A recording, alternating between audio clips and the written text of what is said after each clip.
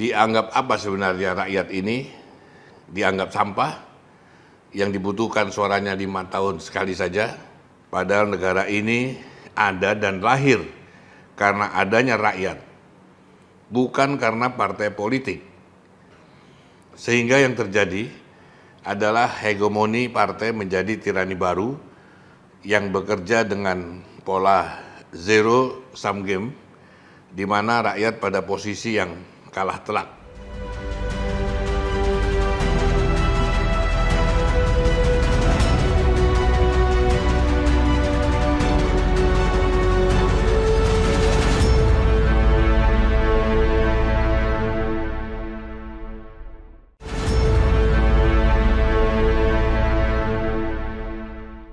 Assalamualaikum warahmatullahi wabarakatuh. Saya Hersy Arif dari Forum News Network. Apa kabar Anda semua? Semoga selalu dalam keadaan sehat walafiat dan tetap semangat ya di tengah harga-harga komoditi yang terus menaik. Dan jangan lupa karena sebentar lagi ini bulan Ramadan akan tiba. Saya akan mengajak Anda untuk kembali menyoroti aksi dari Ketua DPD RI AA Lanyala Mahmud Mataliti. Ini kalau Anda amati memang suara-suara dia atau statement-statement dia ini selalu sangat keras mengkritisi berbagai persoalan kenegaraan ini. Dan yang terbaru ini dia juga menyoroti dengan keras, dia bersuara keras soal penundaan pemilu dan juga rencana mengubah masa jabatan presiden dari 2 periode menjadi 3 periode. Dalam sebuah diskusi yang digelar oleh Forum Profesor dan Dr. Ihsan Cita, Lanyala Mataliti ini diundang sebagai sebagai kayak seperti keynote speaker atau pengantar diskusi itu, dan dia dengan tegas mengkritik perilaku para elit partai politik yang dalam pandangan dia mengatur negara ini secara suka-suka. Para elit parpol ini dalam penilaian Lanyala Mataliti menganggap rakyat ini seperti sampah yang hanya dibutuhkan suaranya setiap 5 tahun sekali dalam pemilu. Tema soal penundaan pemilu 2024 memang penting untuk dibicarakan, meskipun masyarakat kebanyakan lebih tertarik membahas soal minyak goreng ketimbang penundaan pemilu ini. Tetapi ini menjadi penting jika kita mencermati kalimat Ketua Umum PKB, Saudara Muhaimin Iskandar, terkait isu penundaan pemilu yang dilontarkan pada 8 Maret yang lalu. Saat itu Muhaimin mengatakan kalau partai kompak, Jokowi pasti setuju. Kalimat ini sangat penting untuk dicermati. Sebab bagi saya, kalimat ini adalah salah satu permasalahan fundamental bangsa ini, di mana hegemoni partai politik sekaligus tirani mayoritas partai politik di Senayan adalah persoalan mendasar bangsa ini. Kalimat tersebut menunjukkan bagaimana negara ini bisa diatur suka-suka atas dasar kekompakan partai politik saja. Asal partai politik kompak, mau apa saja pasti bisa. Dan sudah terbukti bagaimana secepat kilat partai melalui fraksinya di Senayan menjadikan Perpu sebagai undang-undang. Bagaimana DPR tidak secara luas melibatkan publik dalam membahas rancangan undang-undang menjadi undang-undang, meskipun banyak pakar dan akademisi serta masyarakat yang menyoal, semua jalan saja. Tidak puas, silakan bawa ke Mahkamah Konstitusi, lalu oleh MK ditolak dengan alasan legal standing atau ditolak materinya. Dan keputusan MK bersifat final. Selesai. Rakyat pun tidak bisa berbuat banyak. Lalu di mana sebenarnya kedaulatan hakiki rakyat Indonesia sebagai pemilik sah negara ini? Dianggap apa sebenarnya rakyat ini? Dianggap sampah yang dibutuhkan suaranya 5 tahun sekali saja.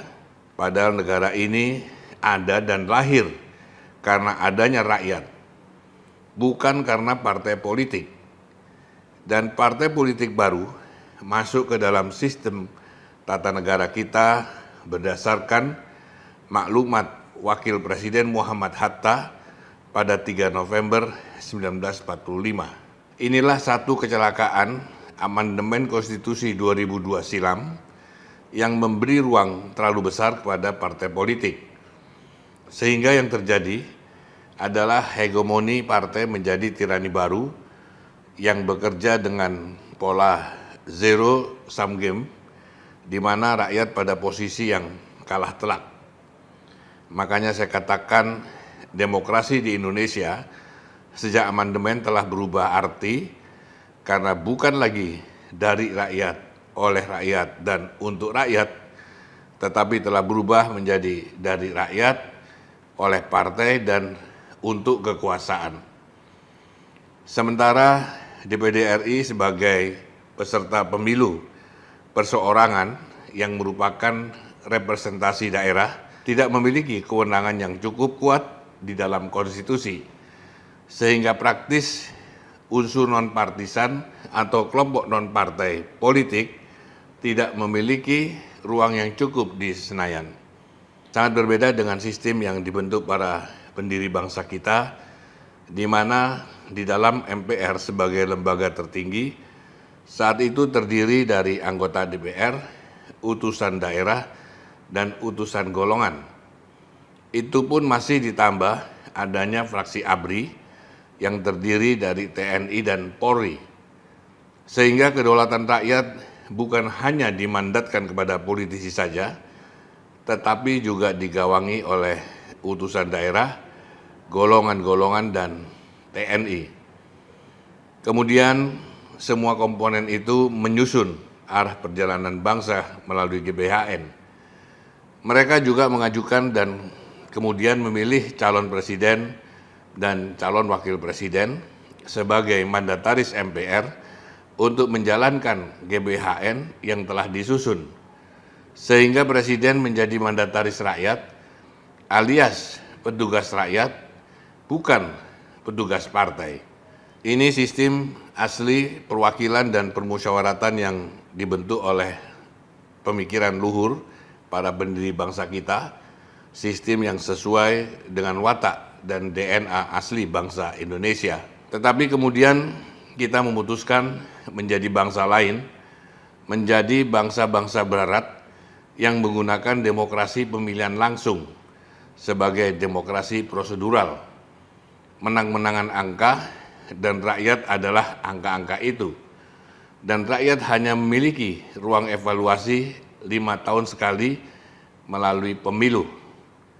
Nah, celakanya ruang evaluasi rakyat itu akan ditunda juga oleh partai politik. Bapak, Ibu, dan hadirin yang saya hormati, kemarin saya ditanya oleh koran Tempo, salah satu pertanyaannya adalah bagaimana mungkin DPD RI menjadi palang pintu untuk menghalangi usulan penundaan pemilu atau usulan perubahan konstitusi melalui amandemen, mengingat jumlah DPD RI tidak signifikan untuk menghadang bila partai politik kompak. Saya katakan keputusan perubahan pasal dalam amandemen diputuskan dalam sidang MPR, sedangkan MPR terdiri dari anggota DPR dan anggota DPD. Pertanyaan saya, jika tidak ada anggota DPD di dalam sidang tersebut, apakah masih bisa disebut sebagai sidang MPR? Dan kalau ada upaya-upaya dalam amandemen tersebut untuk memasukkan agenda perpanjangan masa jabatan presiden atau perubahan isi pasal yang memungkinkan pemilu dapat ditunda dengan mudah, maka saya pastikan kami akan sampaikan kepada rakyat secara terbuka bahwa ada selundupan seperti ini yang menyelundupkan si A dan si B. Saya akan sampaikan terbuka saja, tidak ada masalah. Saya duduk di sini sebagai ketua DPD karena dipilih oleh rakyat. Saya tidak ada urusan dengan kepentingan oligarki. Karena itu, kami di DPD RI sudah membuat tata tertib bahwa keputusan sidang paripurna DPD RI bersifat mengikat, termasuk agenda dan kepentingan DPD RI dalam amandemen kelima akan kita putuskan di sidang paripurna. Karena dalam amandemen kelima nanti, jika memang terjadi DPD RI akan mendorong penguatan fungsi dan peran DPD RI sebagai wakil dari daerah, sekaligus wakil dari unsur non-partisan, non-partai politik, karena arah perjalanan bangsa ini tidak bisa kita serahkan total kepada partai politik saja.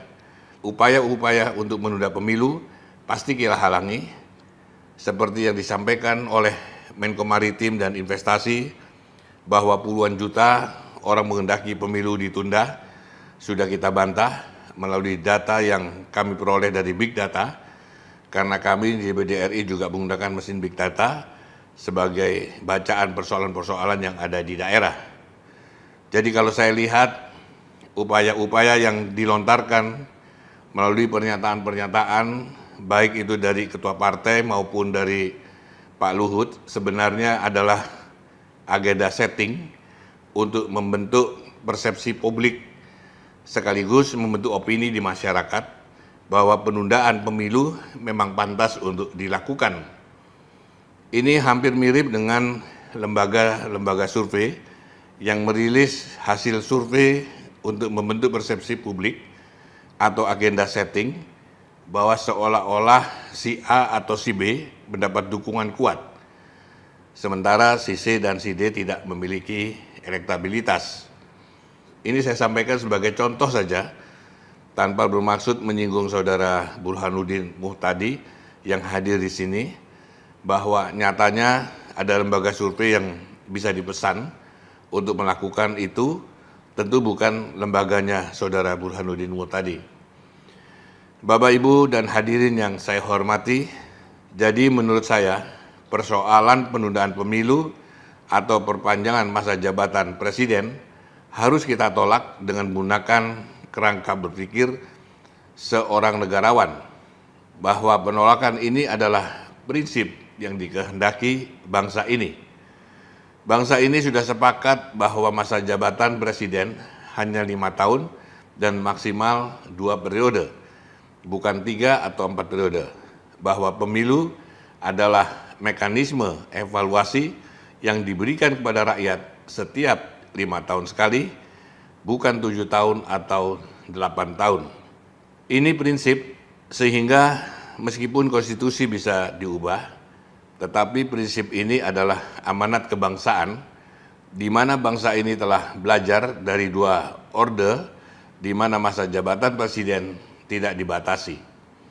Ini sangat menarik ya. Saya selalu menyatakan bahwa memang DPD inilah sebenarnya saat ini salah satu-satunya lembaga yang bisa kita anggap sebagai representasi dari rakyat, karena suara-suara yang mereka sampaikan, kemukakan ke publik itu yang mewakili aspirasi rakyat. Beda sekali dengan anggota DPR yang banyak sekali justru mendapat kritik karena sikap mereka ini lebih pada menghamba pada kekuasaan. Jadi DPR itu sekarang belakangan ini memang betul-betul menjadi stempel dari penguasa. Kecuali dalam kasus minyak goreng mereka lumayan keras ya. Nah, balik lagi soal Lanyala tadi, dia menyatakan bahwa pernyataan Menko Marinvest Luhut Panjaitan yang memiliki big data dan menyatakan ada bahwa mayoritas netizen di big data yang mereka punya itu mendukung adanya penundaan pemilu dengan alasan adanya persoalan krisis ekonomi, pandemi dan krisis ekonomi. Menurut ini dipertanyakan oleh Lanyala, sebab menurut dia juga DPD ini mengaku juga punya big data dan datanya itu jauh bertolak belakang dengan data yang disampaikan oleh Luhut Panjaitan. Poin lain yang tadi menarik dari Lanyala adalah kritiknya terhadap lembaga survei.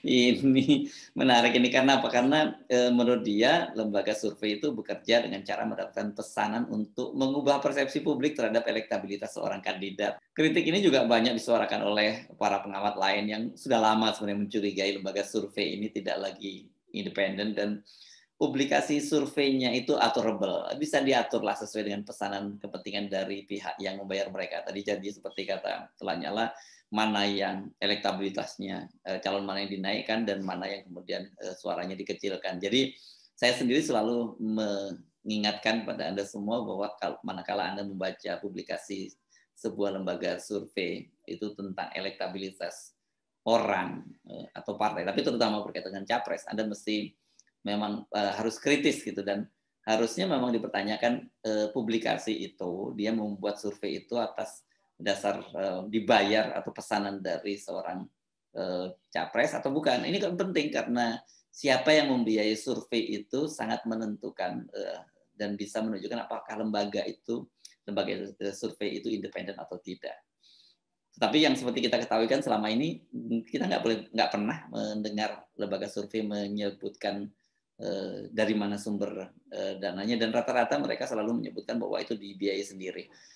Ini terlalu lembaga surveinya udah terlalu banyak duit ini karena dia membuat publikasi-publikasi secara berkala dan dengan membiayai dirinya sendiri. Anda pasti masih ingat kan dalam beberapa pekan terakhir ini, atau saya mungkin kalau nggak salah sebulan yang lalu itu, yang banyak sekali mendapatkan kritik itu adalah hasil survei terhadap tingkat kepuasan Jokowi dan Ma'ruf yang berada di atas 70%. Bahkan lembaga survei Kompas menyebutnya sampai di atas sampai 73%.